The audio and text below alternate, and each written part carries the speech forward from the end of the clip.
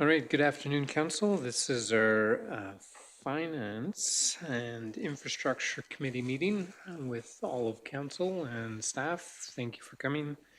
Call the meeting to order. The first order of business is the approval of the agendas. We are going to move an in-camera section after an introduction, so probably somewhere in D2. And so that we can discuss any potential concerns. So that will be two in-camera items. One would be for personnel and one's intergovernmental. Is that how I understood it? And beyond that, I don't believe there's any further edits to the agenda. So a motion to approve the agenda with the two additional items in camera. Councillor Patience makes the motion. All those in favor? Any opposed? Motion carried. Moving to council debt management, we have a report from our finance team regarding council debt management and the policy thereof. So we'll ask our director of finance to introduce this item to us. Thank you, Mayor Fader. Good afternoon, Council.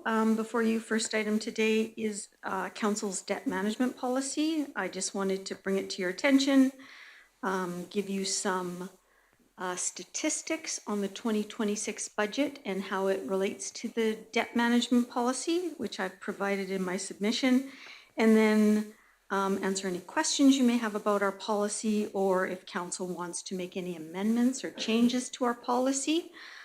We could have that discussion also, and you could refer it back to administration to do some more work. But currently, this is our council debt management policy.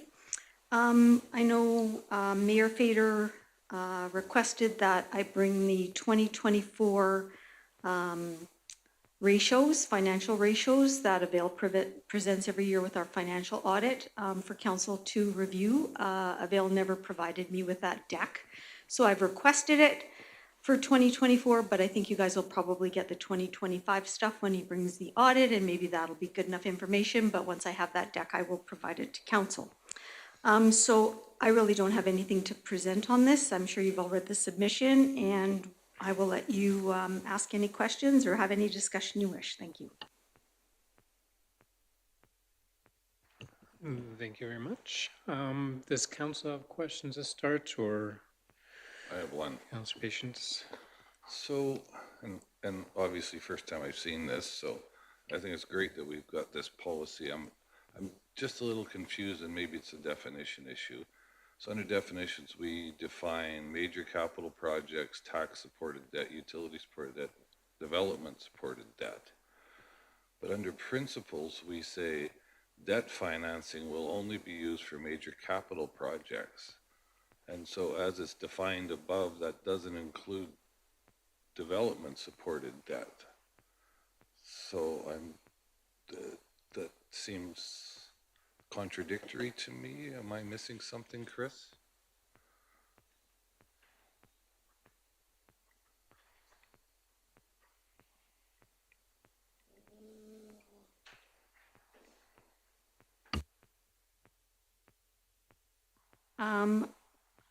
Maybe.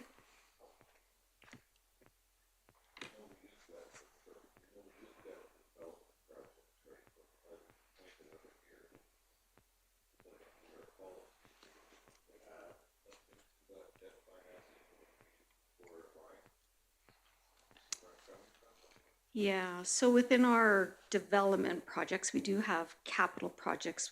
It is a capital project because we have water, sewer, roads, sidewalks within those types of development projects. So there is capital projects within a development project.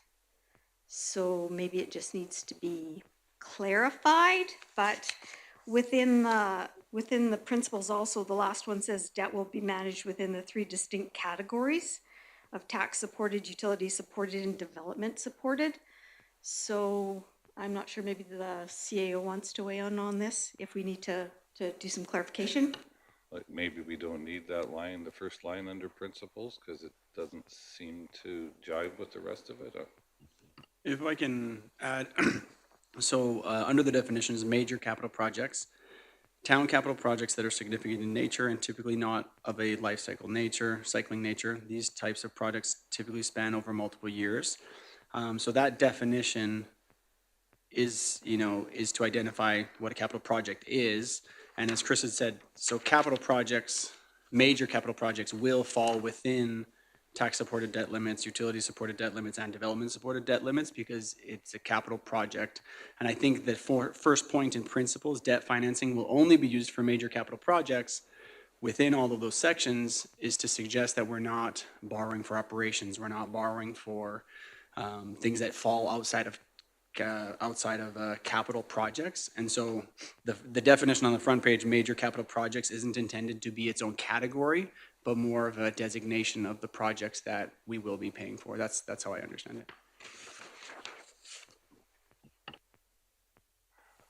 I know what it means, honestly, but it just, when I read that, I would suggest a layman would read it and go, well, so you can't use debt to do development projects. And I realize capital's involved in development. I think it's just a wording issue, but other than that, I'm fine with it. That one just seems a little odd to me. And if that line wasn't in there, I think it would make, yeah, I don't know. The fact that you've defined development supported debt and then don't include it under debt financing will only be used for it kind of is a little odd to me, but I'm okay with it. I just wanted to point it out. Councillor Page, or Monty, sorry. I think it's okay because what it's saying is we only borrow for capital. We don't borrow for operating. I think it's as simple as that. I think getting down into the different types of debt we have, that's just all part of capital projects. So I don't really think we need to change it particularly.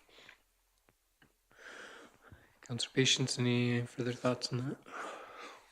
I understand it and I knew what it meant. It just, when I read it, it doesn't seem to tie together.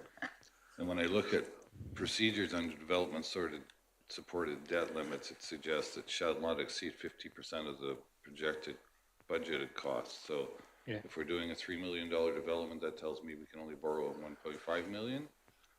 And so where would the rest finance through? How would that be reserved? Would that be how, like, just so I'm clear, because this is the first time I've seen this policy. No, fair question. Director of Finance, Chris, did you have a comment on that one? So- The 50% that's not funded through debt would be funded through. I guess we could add to that and say the remainder of the capital projects funding will come based on council's decisions, either from reserves or operating. I mean, we can add to it, but this is a debt limit policy, so it's specifically for the debt portion of financing.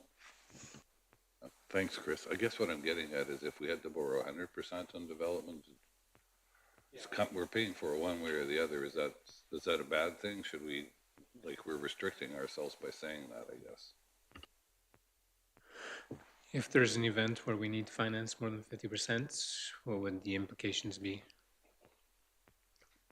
I think we just have to recognize a policy in there that council knows that this is outside the policy. And My recommendation is if we were looking to borrow more than the 50%, I mean, I think you should change the policy. Because I do think if we're going to set policy, and I mean, this policy, when we reviewed it last, it was specifically to limit the amount of debt that we're taking on, and that these bigger projects, it's like, well, we want to be able to fund, whether that, saving up some of our grants or whether it's reserves. And so we're not overextending our debt limit. And so if we did get to that point where council said, hey, we own this project, it's big, but we don't have the way to finance it, I would suggest reviewing the policy and being okay with that. I mean, or an emotion, if you said this one time only, and, recognize that we're going against the policy that we've passed, you'd want to recognize that. but that'll come back from admin when it gets to that point. Councillor Poitras? Yeah, just along those lines, I was just going to say that I like this policy. I think it's good. It's responsible.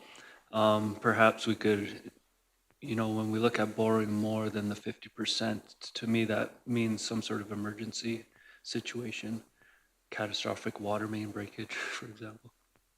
And so perhaps we could entertain an emergency clause that would give us that ability to borrow more than the 50% if needs be.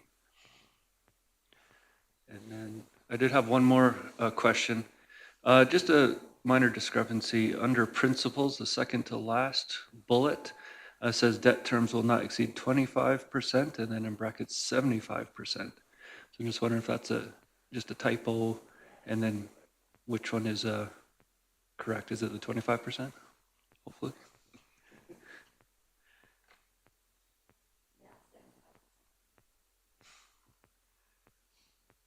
Thank you.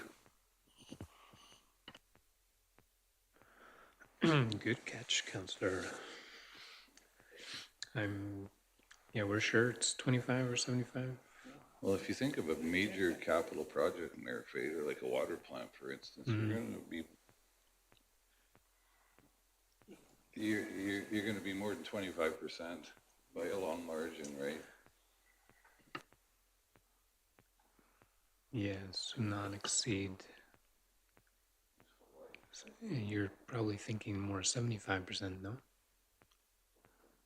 Because if it's 25% of useful life, then if you're lasting 50 years, you can only debt finance for 12 years. 12 years. That's not very much. Not very much. No. So it's probably 75. Should be 75.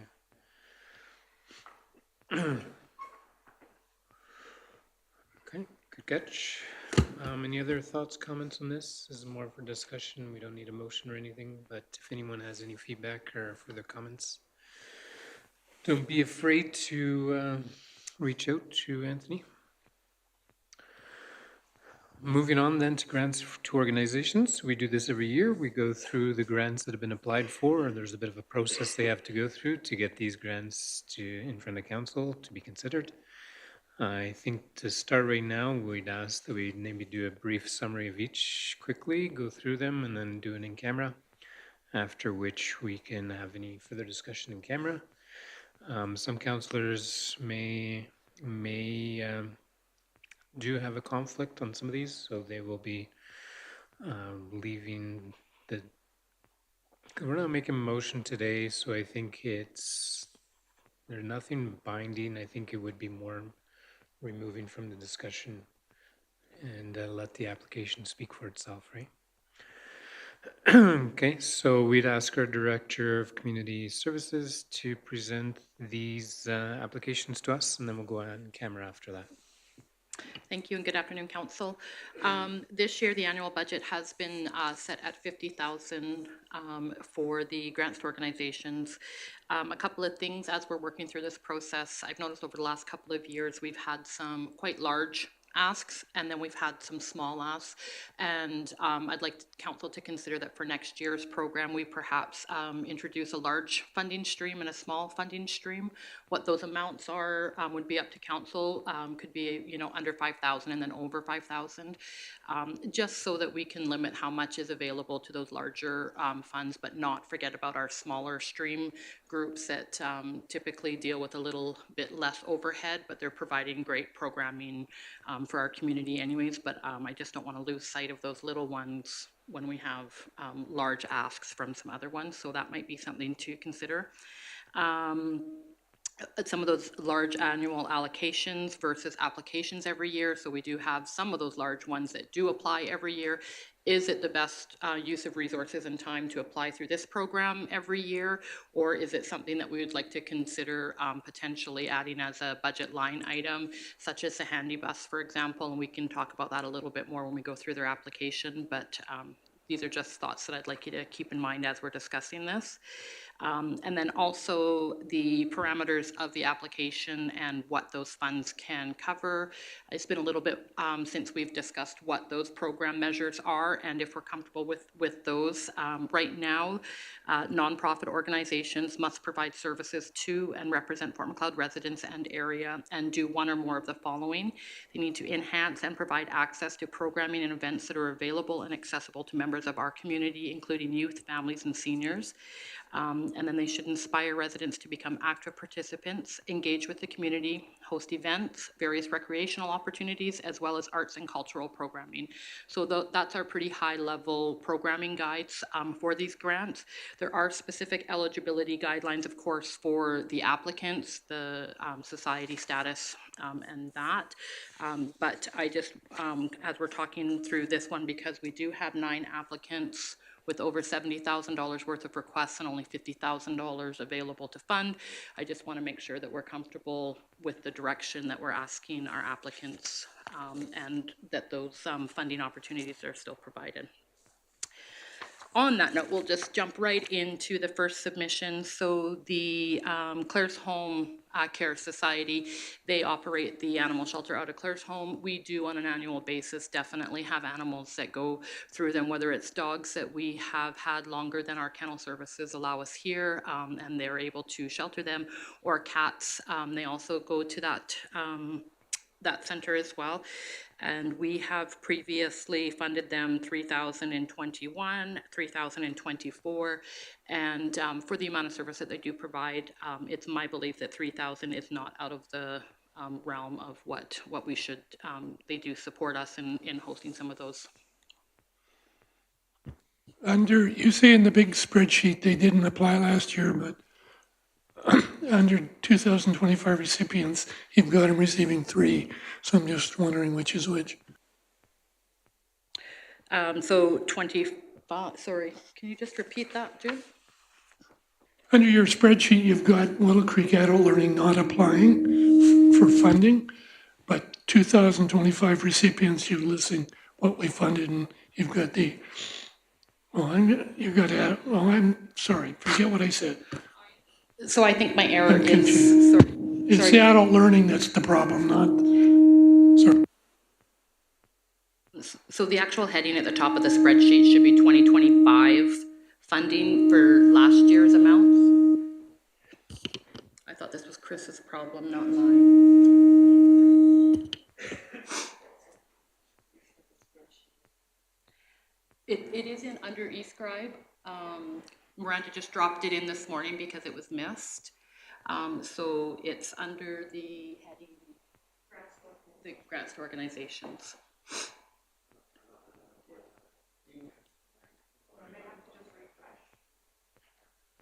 Sorry, my apologies. Willow Creek Adult Learning. You're right. But yes, the 3,000 for them will have to get added. My apologies. But CARES did not apply last year. So, yeah, sorry.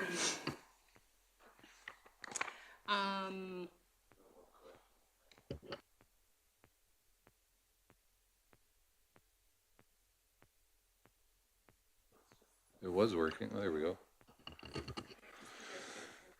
That's my thing. My thing. We do still have our own pound, is that correct? Or do we not have one anymore? We have a small 4-kennel site that's meant for emergency sheltering until we can either rehome them with their owners or move them into shelter facilities. It's not designed as a impound or a shelter because we just don't have staff to manage that. It's just that emergency piece. Thank you. So how much do we use CARES? Like how many animals a year do we send that way? From them, there are lots of people who drop off cats. We don't necessarily, as the town, do it, more just our residents do use it, and that's a report that they do give us, that lots of residents drop it off. I could look back, sorry, I don't know if she added specifically Fort Macleod in her numbers that she gave us this year. Sorry, I'm not seeing that in the numbers that she gave us this year, but dogs we will take if we have those dogs in there. Not this past year, but the year before, we were taking upwards of 10 to 12 animals, dog-wise, to them. In that 22-23 year, we had a really large influx of animals, and CARES helped us out a lot with that, including taking a mom and pups. And so, yeah, we do utilize them, and $3,000 is not huge for them, but it just helps with that food and some of their volunteer stuff that they do too, so. Okay, thank you. If I could- I will say I very much appreciate having them because that is a challenge in today's world, and we're lucky that we have someplace we can offload those. So I don't disagree. I just wanted some clarification. If I could just echo that concern, I looked all through the material and again found no stat as to how many animals are coming from McLeod to there. And, you know, to say we take a bunch there, to me, that's not enough information. I would, again, I'm grateful for the service, but we have to know how much our Fort McLeod residences, be it the individuals or the town, are actually using the service in order to justify the amount that we support them. And so I would simply ask that they need to keep track of that. That wouldn't be a hard stat to keep. Where's the cat come from? Are you from McLeod? I think we need to know that going forward. No, I think that's Because very reasonable. it could be 5, it could be 50, it could be, who knows what it is. And so I would ask that you ask them to keep record of that so that we know exactly, Yep, to the point best well- degree that we can. Point well taken. Thank you. Anything else on CARES? No, I'll also make sure that our bylaw officer just keeps that stat as well as any animals that he's putting into their care as well, that he reflects that in his stats. Okay. Next one. Allied Arts, this is one of our bigger asks for the funding stream that we provide. They are one of those ones that's typically asking every year. Their amount has also, because we know costs across the last few years has definitely increased. This year their ask is $22,050. They've laid out their purpose fairly thoroughly in their ask. They've also provided several letters of support, different organizations that they do programming with. I don't know what council's thoughts are on the 22,000. It is a significant increase from the amount that we provided them last year, which was that 13.5. And we increased their funding in 23 from 10 to 12, and then in 24 we increased it again up to 13.5. So there has been a little bit of an increase over the last few years. That would be up to council's discretion. They do provide one of the only arts programs in town, so I think it's important to consider that. I'm just not sure what council's budgetary number that they would like to supply for that one. Does anyone have some initial thoughts, questions on this item?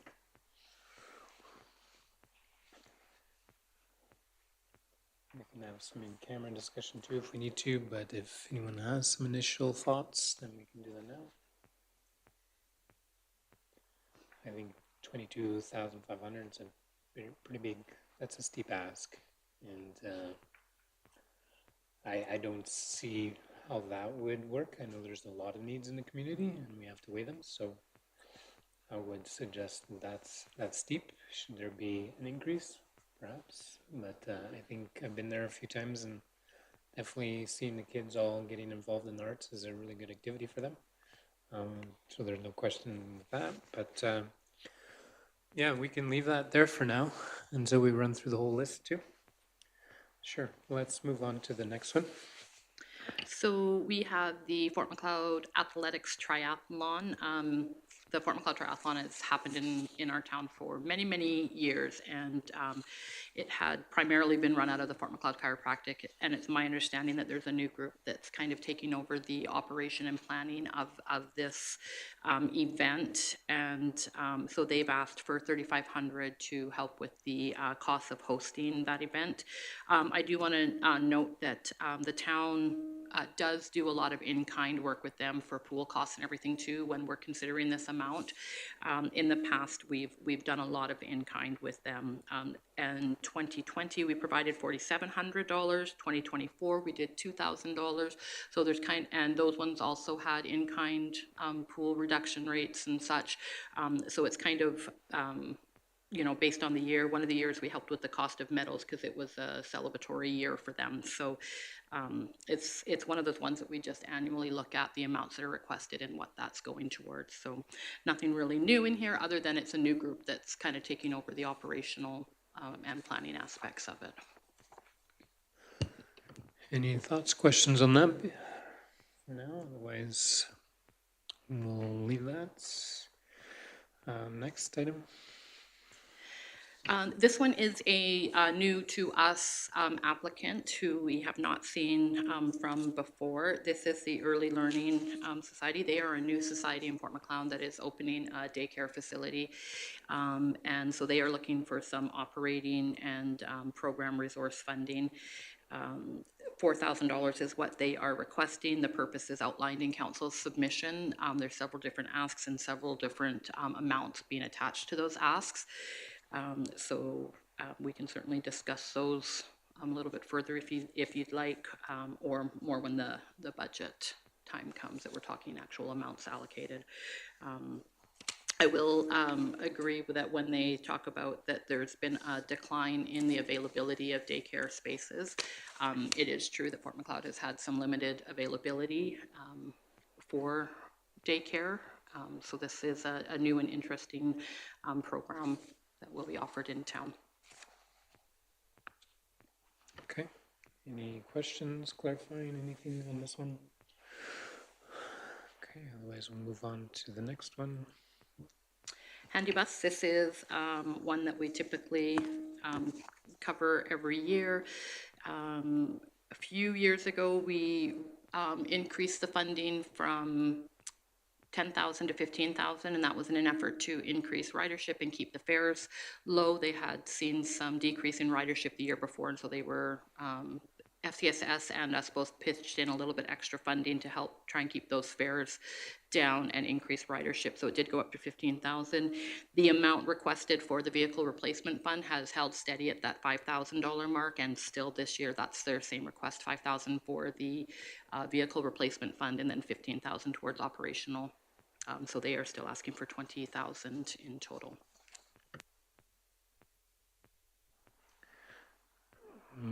Did they have any perhaps change of programming or services with the Handy Bass, or that more or less staying consistent is what I'm seeing, hearing? My understanding is that it's mostly remained the same. There is some potential through the FCSS program. They have a grant for their healthy aging worker, and there is some transportation dollars that may be available to supplement riders through that program. So I'm not sure if council would like to consider that in their deliberation, and if they want to continue with that additional 5,000 to help with ridership and fees. That might be something that we need to gather a little bit more information on, and what that looks like for them, especially if there's any sort of fee increase for rides this year, or, you know, kind of how that looks. Because they did reduce the fees for riders when we initially increased the funding by 5,000. So I haven't seen it specifically in their application if they were increasing the fare. Okay, very good.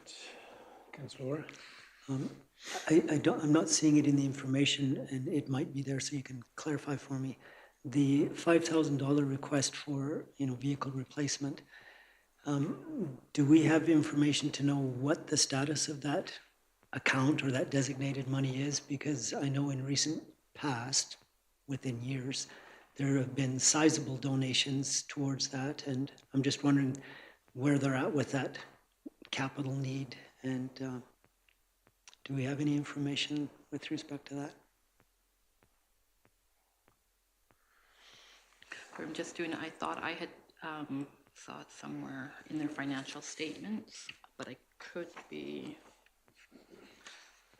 It says in the one piece that the bus replacement fund now holds 16,400. That's kind of what I'm recalling too. That's what I'm Yeah. reading here. That's in the letter, Lisa. Oh, yes, the 16,400 in the second paragraph of their letter. Okay. Does that answer your question? Yep, thank you. Any other comments on the Anibus? Otherwise, moving on.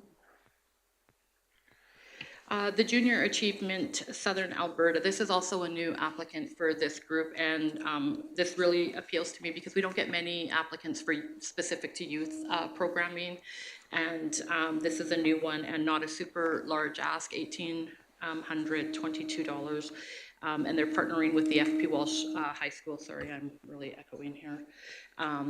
And doing a personal finance course through the school and for students at the school, which I believe is, especially nowadays, very important when we're talking about increased cost of living and all of those aspects that come along with that. So again, $1,822 is what they're asking. It's a new program. It looks like they've done lots of programming in other schools and areas.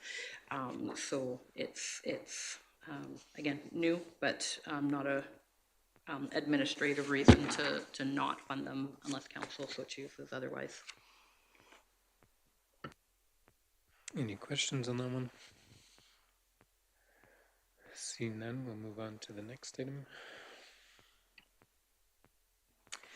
South Country Fair.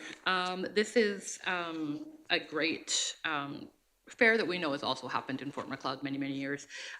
They have randomly over the years asked for different financial requests from us. Most recently, there was one where they brought some artists up onto Main Street and did some artists on Main Street, and that was about 5 years ago, 2020, sorry, for 28-15. So that was a good use of those funds as well. This one is a little bit more about marketing and increasing attendance. There's a little bit also shift in the management and operating planning for the South Country Fair Group, as some of the long-time planning and organizers have stepped back a little bit, and so there's some new members there that are stepping up and working on this event. Their request amount is significant. $7,875. Marketing is not something that we have funded in the past. It would be up to council to determine if this is something that falls within those programming guidelines that that you provide access for programming events, and is that marketing piece fitting in that, or is it, are we wanting it a little bit more specific to the program itself and not so much the advertising of it? Just a thought that I had as I was reviewing the application, but we can certainly discuss that more. Very well, thank you. Any other questions on this one? The one question I had, I think in previous years there was talk that they may have to relocate or not be in Fort Macleod anymore. There was a discussion at one point, and I'm just wondering, I don't see anything in there that they must have changed some of those thoughts. My understanding is that they are comfortable to stay down in Fish and Game Park for now. When they were kind of trying to decide who was going to do the running, the organization, and the planning of it, those discussions may have happened, but I don't believe that they're still on the table. Okay. Yeah, and if I remember correctly, before the 2024 fair, they changed a lot of the dynamic and reduced the number of tickets that were available down to 500, which they carried on into 2025 as well. And 2026, I believe, has got the same limitation on tickets. So they've changed it, and I don't know if that's precipitated the ability to stay. I really don't know, but I've heard nothing about them moving any further. Okay, good. All right, if there's no other questions on that one.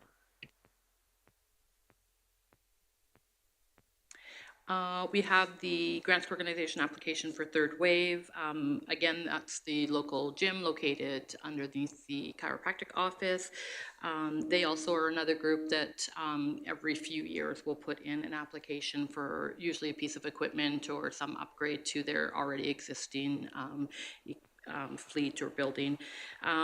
This year they are asking for $2,500, and this is in request for security camera upgrades, which I believe is important for there. It is an accessible building that can be accessed a lot, so whether there's one person in that building or 20, it's always nice to just help keep an eye on some of the things that are happening in there, because there is not I don't understand that there's a staff member that's downstairs watching everything all the time when they're there, and it's also accessible after hours. So that's kind of where their ask is. Any other questions on this one? In the event, just a random thought, like in the event, say this organization decides to go for profit and restructure things and use some of the things that have been created over the years and it changes structure, is there any mechanism that we would have for that? Easy answer is no. Okay. I don't think that we've really considered. I'm sure it's not a thing, but you don't know what happens in the future, right? If all of a sudden it's like we need to sell it and Well, if they change it, or- sold it, they'd be selling the equipment, right? And the money would go back to the society. Right, so then money stays in the society then. Yeah, that's what you would have to do, yes. Okay. It would still be in the hands of the nonprofit organization and not necessarily. Okay, yeah, Yeah. that makes sense. Okay. Oh, very good. Any other questions on third wave? If not, the last one. The last one, again, is a repeat applicant. Almost every year we get an application from the Willow Creek Learning. The 1 year we did not because they were not able to complete their programming, so they didn't ask for it the next year. They just asked to carry forward their funding and use it in that year. So they, again, are asking for the $3,000 to help small group English language instruction to newcomers to assist in their transition into our community. It is specific to that. And again, this is one that typically comes every year for the same programming. So it's not new to us. Any questions on this item? Councillor Monteith? Just wondering, Kate Glover's the contact, but she no longer lives here, so is it operating the same, or is this just because they didn't change last year's, or any ideas? It was Kate that I did get the email directly from, I'm not sure if she's working remotely, but I do also understand that she's not living in Fort Macleod anymore, but the program is still out of the Urban Core building, and that's where the Willow Creek Learning. Well, they're now under the auspices of Pinch Creek because their director is sort of in charge, is my understanding. I can certainly find out some more details. And again, I was just wondering about, do we have any numbers of individuals who actually have accessed this in the last year? Accessed the programming that they offer? I will find out for sure. I can send that email out and ask them.